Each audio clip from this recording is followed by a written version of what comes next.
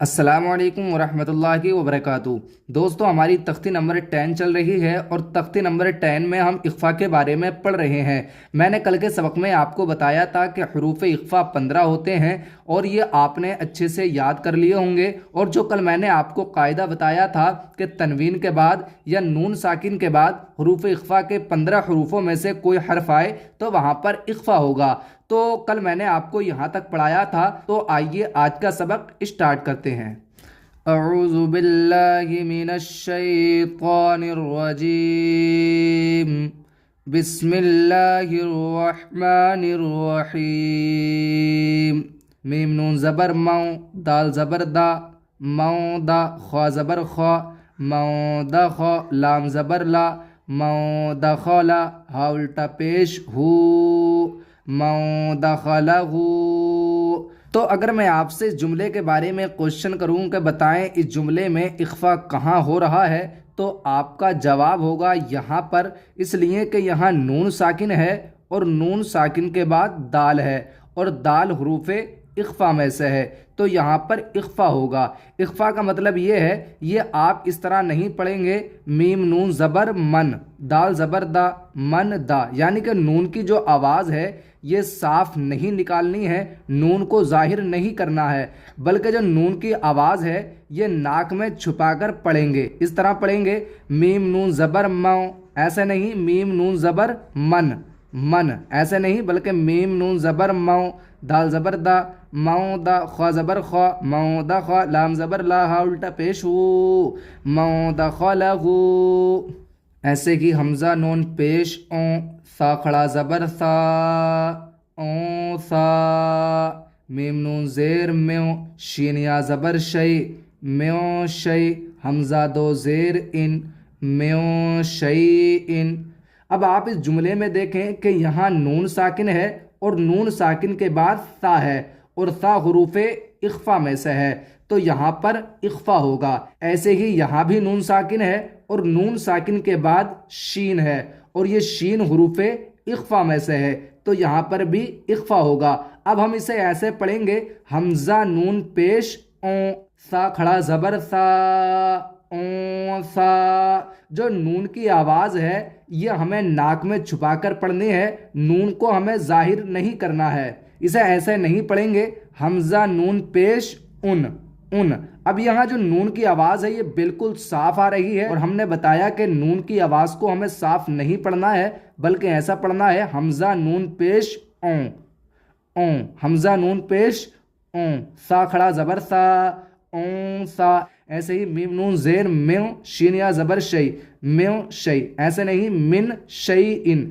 ایسے ہی نون الف زبر نا، را الف دو زبر غوں، ناروں، زال الف زبر زا، تا زبر تا، ذات، ناروں ذات۔ آپ اس جملے میں دیکھیں کہ یہاں تنوین ہے اور تنوین کے بعد حروف اخفا میں سے ذال ہے، تو یہاں پر بھی اخفا ہوگا۔ جو تنوین ہے اس تنوین کی آواز کو ہمیں صاف نہیں پڑھنا ہے بلکہ اس کی آواز کو ناک میں چھپا کر پڑھنا ہے، یعنی کہ اب ہم اسے ایسا نہیں پڑھیں گے نون الف زبر نا، را الف دو زبر رن، نارن، بلکہ ایسے پڑھیں گے ناروں ذات۔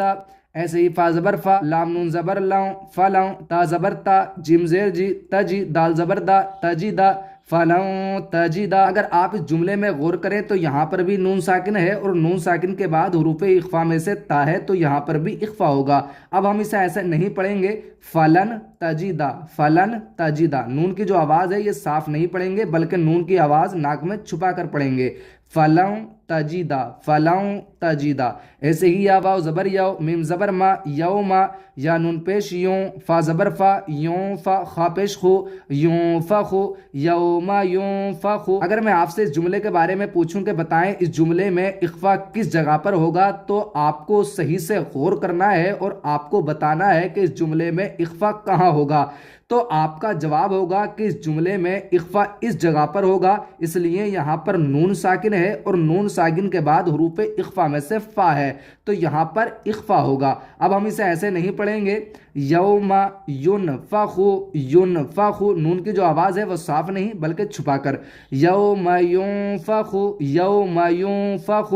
ایسے ہی میم نون زبر مو، طوا زبر تا، غین کھڑا زبر غا، طغا، موتغا، ایسے نہیں پڑھیں گے، من تغا، عین نون زبر عوں، ضاد یا زبر ضی، عوں ضی، فا زیر فی، عوں ضیفی، اس کو ایسے نہیں پڑھیں گے عن ضیفی بلکہ ایسے پڑھیں گے عوں ضیفی۔ ایسے ہی میم نون زبر مو، سا زبر سا، قاف پیش قو، ثقو، لام تا زبر لت، مو ثقولت، مو ثقولت، اس کو ایسے نہیں پڑھیں گے من ثقولت۔ حمزہ نون زبر اوں، زالام زبر زل، اوں زل، نون الف زبر نا، اوں زلنا، اس کو ایسے نہیں پڑھیں گے انزلنا، انزلنا۔ ایسے ہی یا نون زبر یوں، زوا پیش زو، ینزو، را واو پیش رو، ینظرو، نون زبر نا، ینظرون، اس کو ایسے نہیں پڑھیں گے ینظرون، ینظرون۔ کل ملا کے آپ کو دھیان یہ دینا ہے کہ آپ کو یہ دیکھنا ہے کہ نون ساکن کے بعد اور تنوین کے بعد حروف اخفا کے 15 حروفوں میں سے کوئی حروف ہے یا نہیں۔ اگر حروف اخفا کے 15 حروفوں میں سے کوئی حروف ہے تو وہاں پر اخفا ہوگا۔ اخفا کا مطلب یہ ہے کہ جو نون کی اور جو تنوین کی آواز ہے وہ آپ کو صاف صاف نہیں پڑھنی ہے، بلکہ آپ کو نون کی اور تنوین کی جو آواز ہے اس کو ناک میں چھپا کر پڑھنا ہے۔ جیسا کہ میں نے اس سبق میں آپ کو بتایا، تو میں نے جو آپ کو 15 حروف اخفا بتائے تھے آپ ان کو زبانی یاد کیجئے، اور جو میں نے آپ کو قاعدہ بتایا تنوین کے بعد اور نون ساکن کے بعد حروف اخفا کے 15 حروفوں میں سے کوئی حروف آئے تو وہاں پر اخفا ہوگا۔ تو آج کا یہ سبق آپ یاد کیجئے، اس سبق کی آپ پریکٹس کیجئے۔ امید کرتا ہوں کہ یہ سبق آپ کی ایزیلی سمجھ میں آ چکا ہوگا۔ آج کی یہ ویڈیو میں یہیں پر کلوز کرتا ہوں، کل انشاءاللہ میں آپ کو پڑھاؤں گا۔ السلام علیکم ورحمۃ اللہ۔